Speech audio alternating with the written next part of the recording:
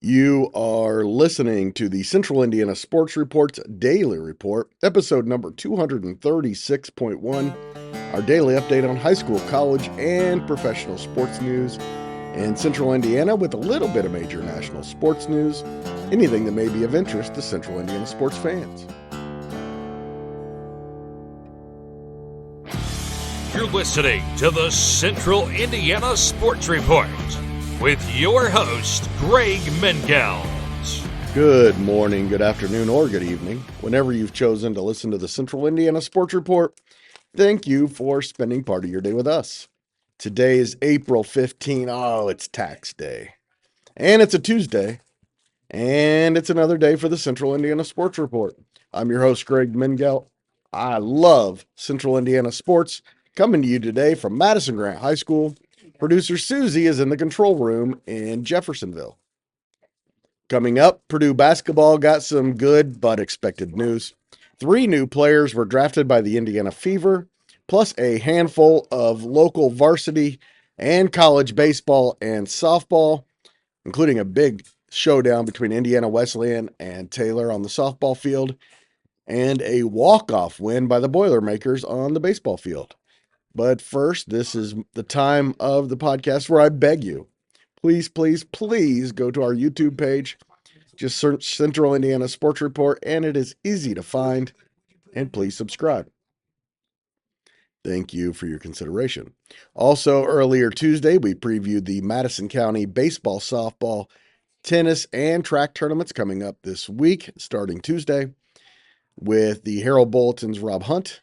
And later Tuesday, we'll have our IU report with Grant Schaus. Grant and I talked about some IU football and basketball. Although it doesn't seem like much news to me, Braden Smith announced Monday that he's returning to Purdue for his senior season next year. Smith was the Cousy Award winner for the nation's best point guard and was one of the finalists for the Naismith Player of the Year award. He averaged 15.8 points, 8.7 assists, which was second in the nation, 4.5 rebounds, and 2.2 steals as a junior. The Atlanta Hawks and Orlando Magic kick off the NBA postseason on Tuesday night at 7:30 on TNT from Orlando. The winner will be the number 7 seed in the NBA playoffs and will face defending world champion Boston in the Eastern Conference first round. The loser will host Wednesday's winner between the Bulls and Heat on Friday, the winner of that one taking the number 8 seed. The 8 seed will face Cleveland in the first round. In the West, it's the Memphis Grizzlies at the Golden State Warriors at 10, also on TNT, both also on the Max app. The winner between the Grizzlies and Warriors will be the number 7 seed and will face the Houston Rockets in the first round. The loser hosts either Dallas or Sacramento Friday for the 8th seed and a shot at Oklahoma City. The Pacers open the first round Saturday at home against the Milwaukee Bucks at 1 o'clock on ESPN. Indiana eliminated the Bucks from the playoffs in 6 games last year without Giannis. Paige Beckers was the number 1 pick in Monday's WNBA draft. She's the newest member of the Dallas Wings. Frances Dominique Malanga was the 2nd pick to Seattle. And Sonia Cintron and Kiki Arifin went 3 and 4 to Washington. The Fever selected Michaela Timpson from Florida State, Bree Hall from South Carolina, with the 19th and 20th picks overall. Hall was a teammate of Fever star Aaliyah Boston at South Carolina. In the 3rd round, the Fever selected Yvonne Ejim from Gonzaga with the 33rd overall pick. On Monday, the Colts released place kicker Matt Gay and re-signed tight end Mo Alley-Cox. New Pal offensive and defensive lineman Brock Brownfield is committed to continue his football career at Purdue. Pendleton's Tegan Bordenkirscher announced on Twitter Monday that she'll continue her softball career at Franklin. Ball State's women basketball has signed another European. Kate Hampton of the Muncie Star Press announced on Twitter Monday that Alba Caballero of Ciudad Real in Spain will be a Cardinal starting in 25-26. That comes on the heels of signing Belgium's Zen Verburgt and France's Anis Tagayi. They have also signed Bree Salenbean from Michigan, Brooke Winchester of Warsaw, and Carson Norman of Bedford North Lawrence for their incoming freshman class. And although we've known this for a while, Alexandria senior Riley Kellums has officially signed her letter of intent to play golf and basketball at Earlham. Kyle Neddenrip of the Indianapolis Star tweeted Monday that Greenfield Central's Braylon Mullins, Jeffersonville's Trey Singleton, Lawrence North's Xavier Robinson, and Desmond Briscoe of Crispus Attucks are the finalists for the 2025 Mr. Basketball Award. And the Hamilton County Reporter named its all-county basketball team Monday. The first team is Bryson Cardinal of Guerin Catholic, Noblesville's Justin Curry and Barron Walker, and Fisher's Jason Gardner Jr. and Justin Kirby. The second team was Cooper Zachary and John Anthony Hall of Fishers, Westfield's Durante Morton, Hamilton Heights' Gavin Saunders, and University's Max McCombs. We moved to the softball field where it was a pretty busy night on Monday. Madison Grant is 3-1 after scoring 17 times in the first two innings to beat rival Eastern 28-5. Jonna Hyatt had 5 hits, including a home run and a double, scored 4 times and drove in 3. Freshman Grace Wood was 4 for 5 and crossed the plate 4 times. And Carly Holiday went 4 for 6 with a couple of doubles and also scored 4 times. Freshman Delaney Pavey also homered, and she scored 4 runs in the Argyle's offensive barrage. Marley Cone was 2 for 3 and scored a run, and Mackenzie Akazi hit a third-inning 3-run home run for the 0-6 Comets. The Argyles are at Class 2A number 1 Lapel on Tuesday, and the opening round of the Madison County Tournament should be a great one. Earlier Tuesday, Rob Hunt of the Herald Bulletin and I previewed the tournament on the Madison County Report. That is podcast number 235.3. Oak Hill led Bluffton 12-7 through 6 innings in an 8-inning 13-12 loss to Bluffton. Oak Hill had 14 hits in the loss, including 3 apiece from Carson Wiley, Maddie Archer, and Rai Myers. Becca Cardona went 2 for 4 with a double, 2 RBIs, and scored a run. It's the Golden Eagles' first loss of the season. Blackford overcame a 4-1 deficit for its first win of the year, 6-4 over visiting Wabash. Gracie Townsend Strait went 4 for 4, and Braylon Wilson, Serenity Lehman, and Reagan Ridgway had 2 hits apiece for the Bruins. Andy Conliff had 2 hits, including a double, and scored twice for the 0-4 Apaches. Tri-Central is 1-1 after beating Maconaquah 8-6 Monday. The Trojans trailed 4-2 early and broke a 5-5 tie with 3 runs in the 7th. Layla Baldwin went 4 for 4 with a double, an RBI, and scored twice. Layla Keith had 2 hits and scored 3 times. And Emily Maruski hit a 3-run homer in the win. Baldwin also was the winning pitcher. Marion trailed 5-0 after a half inning, but scored 6 times in each of its first 2 at-bats and cruised to its first win of the year, 20-11 over New Haven. Jadalyn Hoover was 2 for 2 with a triple and scored 3 times for the 0-5 Bulldogs. Pendleton Heights dropped its conference opener 7-5 to Shelbyville at home Monday. The Arabians led 5-2 after 4 innings, but couldn't hold on against the Golden Bears' 16-hit outing. Ari Rector went 2 for 3, scored a run, stole a base, and pitched 5 2/3 innings as Pendleton fell to 3-3. Delta won its Hoosier Heritage opener 10-6 over Newcastle. The Eagles came back from 4-2 down by scoring 4 times in the 3rd and 3 more in the 5th.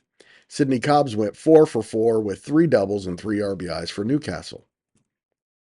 Sheridan dropped its season opener 12-6 to unbeaten Horizon Christian.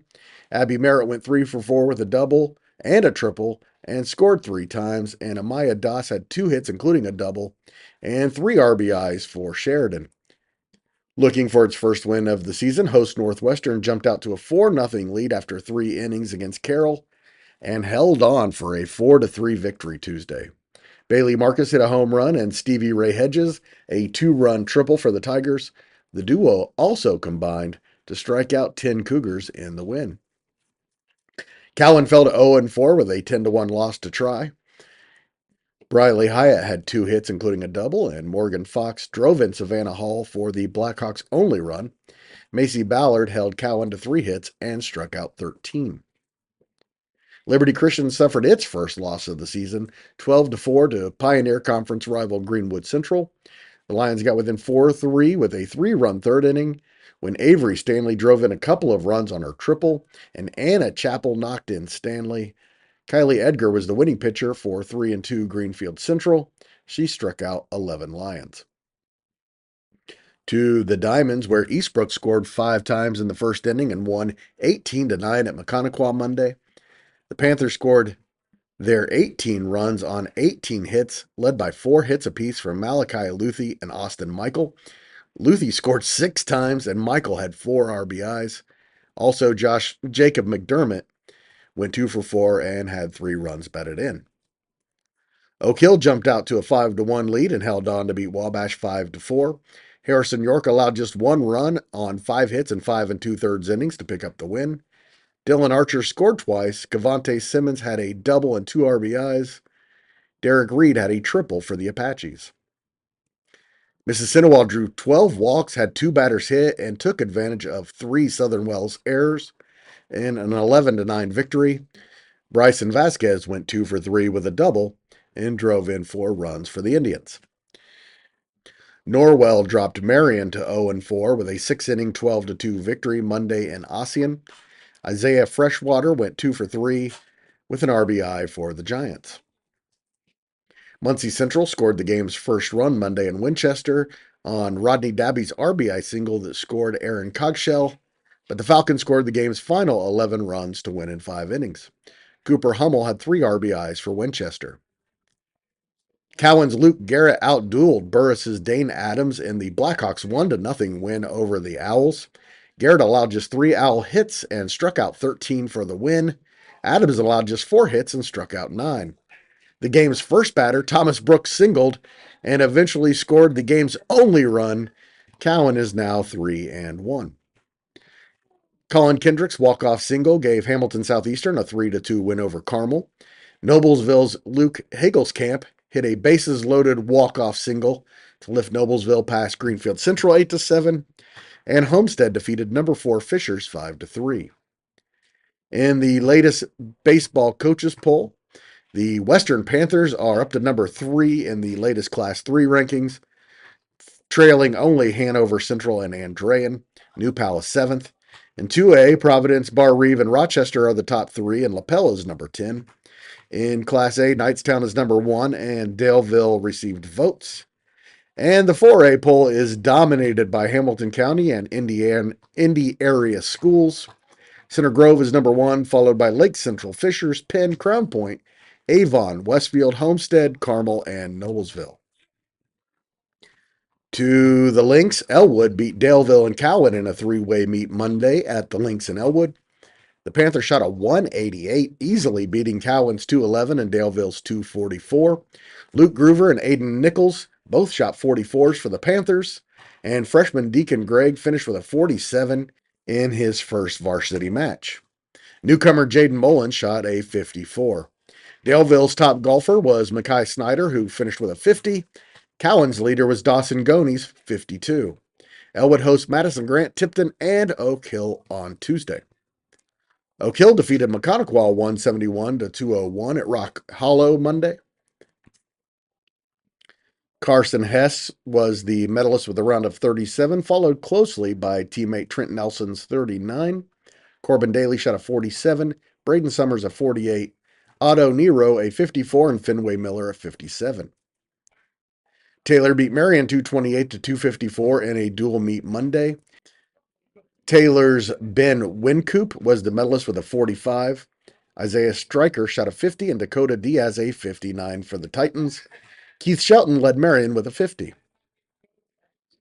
To girls tennis, Yorktown swept the singles matches and won at number 2 doubles to beat Muncie Central 4-1.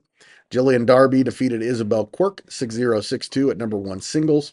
Hannah Clark beat Grace Walker 6-2 in the first set, then 7-1 in the second set tiebreaker for the straight sets win. And Elise Taylor topped Andrea Lopez 6-3, 6-2. The Tigers' number 2 doubles team of Jules McCammon and Georgia Shreve won 6-3, 6-1, defeating Maya Carpenter and Rachel Meese.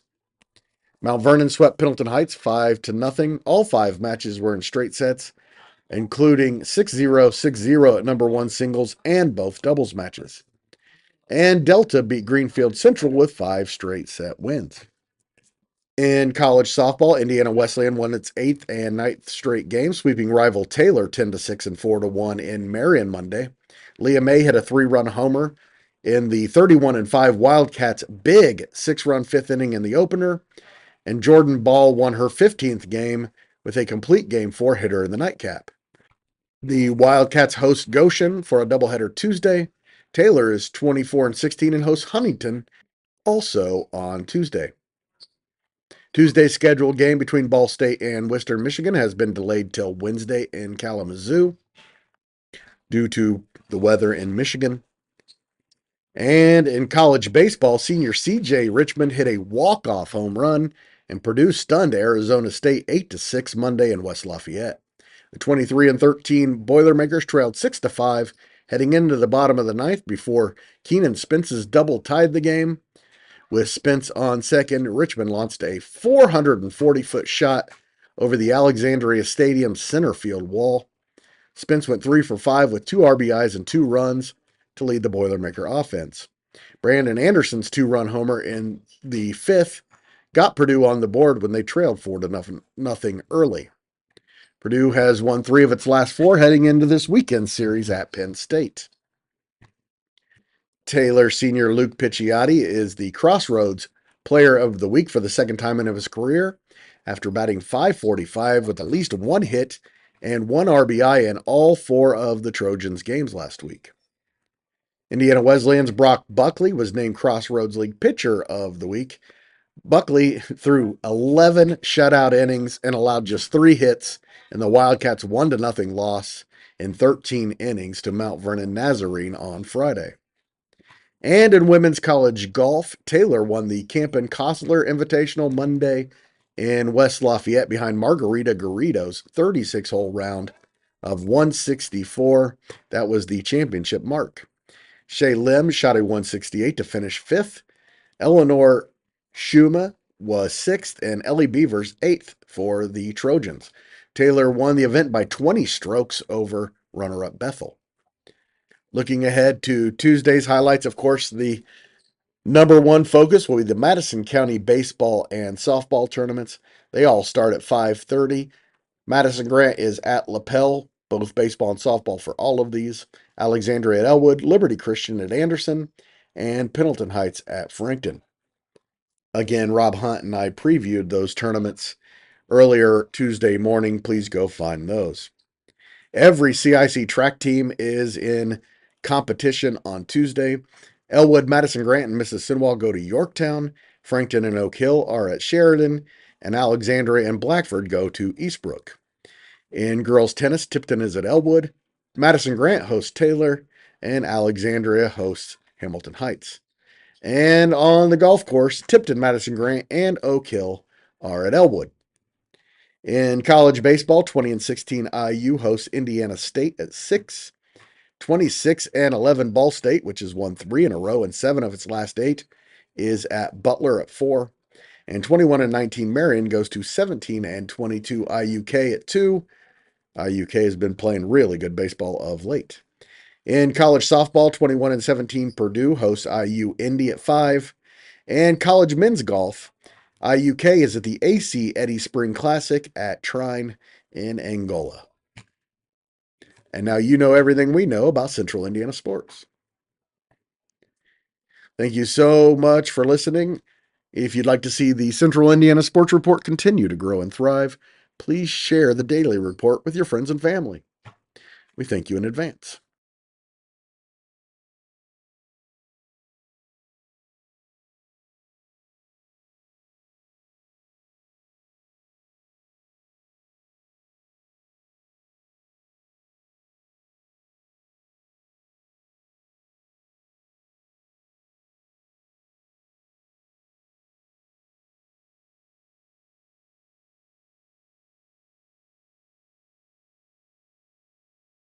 Central Indiana Sports Report is a product of ITG Media. And Isla Susie.